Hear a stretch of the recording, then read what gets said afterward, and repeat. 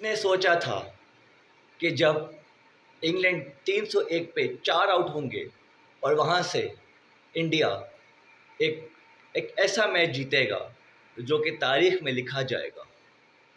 क्या मैच जीता है इंडिया और क्या सीरीज ड्रॉ की है यार। One of the best matches of this year यार। ज़बरदस्त मैच। और भाई क्लब कमाल है यार। कमाल है और कमाल है, लिटरली कमाल है। और जिस तरीके से यहाँ पे इंडिया ने बैट किया सेकंड इनिंग्स में, और स्पेशली मोहम्मद सिराज, इस बंदे की जितनी तारीफ की जाए उतनी कम है भाई। यार कमाल का स्पेल डाला है यार, एक्सीलेंट स्पेल डाला है। और भाई बाकी इंडिया को कहते हैं कि इंग्लैंड के मुंह से जीत निकाल के, कहते हैं शेर के मुंह में हार डाल के उसके मुंह से खाना निकालना, बिल्कुल वैसा ही किया है मोहम्मद सिराज। यू ब्यूटी यार, एब्सोल्युटली ब्यूटी यार। क्या स्पेल डाला है, क्या 5 विकेट हॉल लिया है। और जब इंडिया बिल्कुल नीचे लगा हुआ था, जब इंडिया समझ लें कि इंडिया के होप्स ख़त्म ही हो गए थे, जब हैरी ब्रुक और जो रूट दोनों एक बेहतरीन इनिंग्स खेल रहे थे, दोनों ने सेंचुरीज भी लगाई, और वहाँ से ऐसा लग रहा था कि गेम इंग्लैंड के कहते हैं कि खाते में जा चुका है। वहाँ से इंडिया ने जिस तरीके से मैच घुमाया है, स्पेशली मोहम्मद सिराज ने और प्रसिद्ध कृष्णा ने, दोनों की तारीफ करना बनती है भाई। दोनों ने क्या कमाल की बॉलिंग की है। और आखिर में इंडिया ये मैच 6 रन से जीत गया और सीरीज़ को ड्रॉ कर दिया 2 all. One of the best test series. और भाई क्या ज़बरदस्त टेस्ट, कहते हैं कि भाई आइसिंग ऑन द केक था। ये टेस्ट सीरीज़ का जो एंड था ना, वो आइसिंग ऑन द केक था।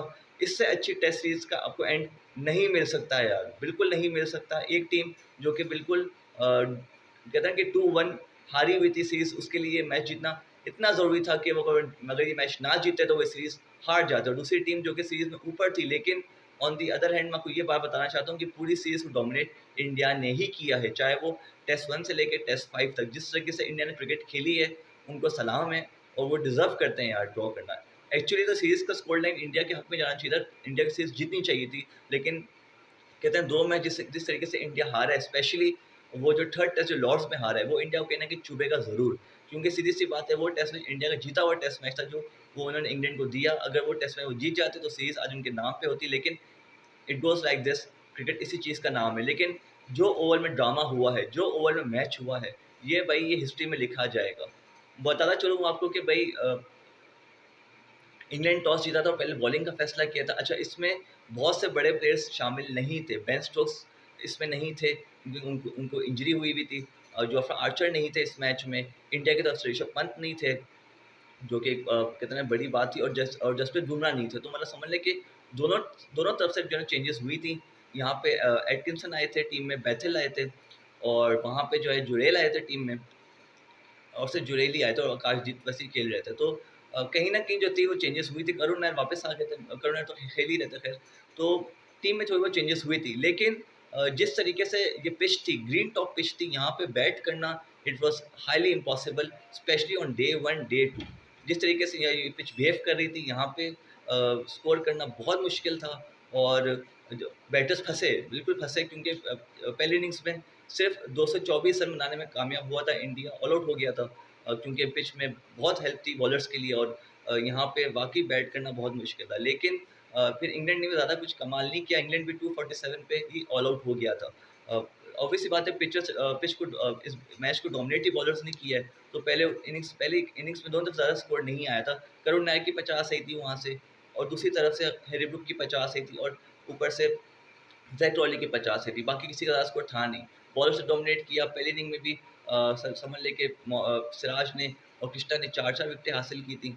दूसरी इनिंग्स में भी इन दोनों ने ही कहते हैं मिल बाँट के जो है विकेट्स लिए। तो कहते हैं कि भई आसान, यहाँ पे बैटिंग करना आसान नहीं थी। लेकिन जिस तरीके से इंडिया ने सेकंड इनिंग्स में आके बैट किया, स्पेशली जायसवाल ने आके जो सेंचुरी लगाई, एक कमाल की सेंचुरी थी, 118 रन किए। और फिर नीचे से आके रवींद्र जडेजा और वाशिंगटन सुंदर जिसने कि 50 लगाया दोनों ने, और भाई तेज़ 50 लगाया। और स्पेशली जो वाशिंगटन सुंदर का जो नॉक था, जो स्पेशली जो उन्होंने लास्ट विकेट पे जो 30-35 रन जो जोड़े, अ, वो बहुत इंपॉर्टेंट थे। और आकाशदीप ने जिस तरीके से आके 66 रन्स की इनिंग्स खेली, क्योंकि वो टेल एंडर आए थे। जब डे एंड हुआ था, डे 3 में जब डे एंड हो रहा था, तो उनको एज़ अ टेल एंडर भेजा गया था।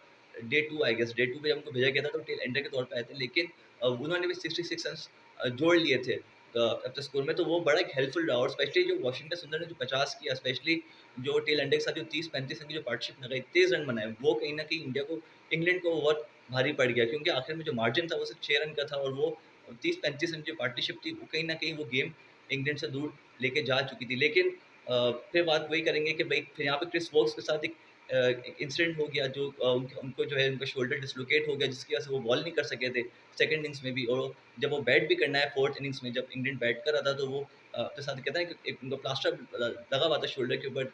वो बस एक कहते हैं ना कि एक फॉर्मेलिटी के तौर पे आए थे, क्योंकि इंग्लैंड को वो एक लास्ट विकेट चाहिए थी खेलने के लिए। अगर वो नहीं आते तो वो मैच वहीं खत्म हो जाता, और वो सिर्फ आए थे सिर्फ रनिंग करने के लिए आए थे, और वो काफ़ी पेन नज़र भी आया। और बड़ी तारीफ़ करनी चाहिए उनकी, उन्होंने जो जिस तरीके से स्पिरिट दिखाया। लेकिन अनफॉर्चुनेटली वो काफ़ी नहीं था, और इंग्लैंड 6 रन से वो मैच हार गया। और सीधी सी बात है कि यहाँ पे इंग्लैंड की तरफ से जो रूट ने भी सेंचुरी लगाई, हैरी ब्रूक ने भी सेंचुरी लगाई, लेकिन कहते हैं कि दोनों की सेंचुरी से कोई फ़ायदा नहीं हुआ, क्योंकि जिस तरीके से मोहम्मद सिराज ने यहाँ बॉलिंग की, 5 विकेट्स लिए, 105 रन देके ज़बरदस्त स्पेल मारा, 4 विकेट्स प्रसिद्ध कृष्णा ने ली 126 रन देके।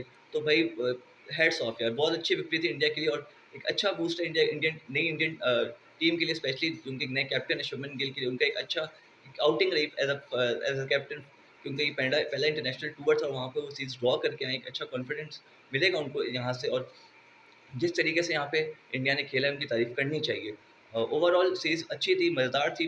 पाँचों मैचेस में कहते हैं ना कि मज़ेदार मैचेस थे, और सीरीज़ का जो एंड हुआ है वो ज़बरदस्त था। मोहम्मद सिराज जिन्होंने 5 विकेट्स ली थी, उनको जो है वो प्लेयर ऑफ द मैच भी मिला, और डिज़र्विंग थे भाई। जिस तरीके से मोहम्मद सिराज ने बॉलिंग की है, भाई वो डिज़र्व करते थे भाई, पूरी जान मारी अगले ने। और जिस तरीके से कहते हैं ना वो जो लास्ट स्पेल था, जिस तरीके से उन्होंने टेल को ख़त्म किया है, वो भाई मज़ेदार था, और लिटरली डिज़र्व करता है। और उसने पूरा एफर्ट दिया, कंप्लीट कहते हैं ना भाई टीम मैन है यार, हम 100 पाँचों के पाँचों लाइन टेस्ट मैच खेले। क्योंकि बहुत लंबी टेस्ट सीरीज थी, यहाँ पे हमने देखा कि बहुत से प्लेयर इंजर्ड भी हुए, लेकिन इस बंदे की फिटनेस को दाद देनी पड़ेगी कि भाई इस बंदे ने पाँचों के पाँचों टेस्ट मैच खेले, और पाँचों में इस बंदे ने अपना 100% से ऊपर ही दिया। तो भाई well deserved man of the match थे, और सीरीज 2 ऑल हो चुकी है। लेट्स सी, क्योंकि पॉइंट्स टेबल अब डब्ल्यूटीसी का बड़ा इंटरेस्टिंग हो चुका है। यहाँ पे कहते हैं ना कि भाई जो सीरीज इंग्लैंड को जीतनी चाहिए थी, वहाँ पे वो ड्रॉ करके आए हैं, तो फिर से इंग्लैंड को एक बड़ा जो एक सेटबैक मिलेगा यहाँ से। इंडिया को थोड़ा फ़ायदा हो गया ऑब्वियसली, क्योंकि वो ड्रॉ कर दिया, और अब जो सीरीज़ खेलेंगी नेक्स्ट सीरीज़ जो भी इंडिया खेलेगी मेरे ख्याल से वो होम पे ही खेलेगी, तो उनको वहाँ पे एडवांटेज मिलेगा ज़रूर। लेट्स सी अब क्या होता है आगे, लेकिन वेल प्लेड इंडिया, और बहुत मुबारक हो इंडिया को, और इंडिया की टीम को, और इंडिया की आवाम को। आई होप आपको वीडियो पसंद आई, अगर आई तो प्लीज़ लाइक कीजिएगा, शेयर कीजिएगा, चैनल को सब्सक्राइब कर लें, अपनी और समझी को याद दीजिएगा।